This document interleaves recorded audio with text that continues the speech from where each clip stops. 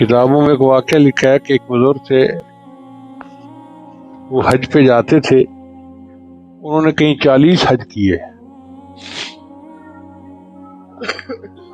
اور جب وہ احرام باندھ کے لبیک پڑھتے تو جواب آتا لا لبیک۔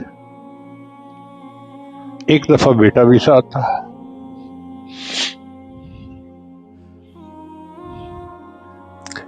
انہوں نے احرام باندھ کے پڑھا لبیک اللہم لبیک، جواب آیا لا لبیک۔ بیٹے نے بھی سن لیا، بیٹے نے کہا ابو واپس چلیں، جب لبیک قبول نہیں تو پھر اب آگے جانے کا کیا فائدہ۔ باپ نے کہا بیٹا تم نے تو ابھی ایک دفعہ سنا ہے،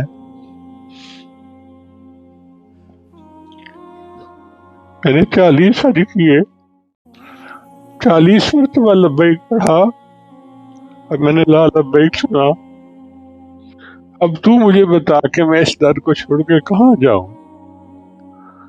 دوسرا در تو ہے ہی کوئی نہ۔